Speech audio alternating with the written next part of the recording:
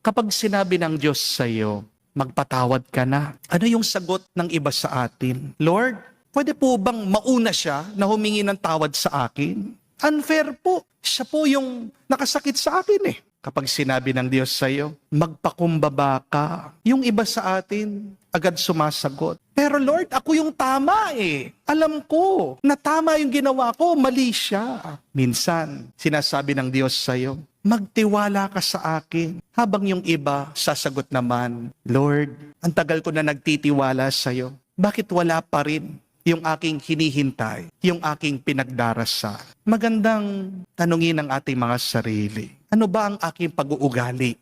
And my dear friends, remember, in the spiritual life, salvation is not about independence from God. But if you want to be spiritual, if you want to be alive, if you want to be happy and at peace, always be dependent on God.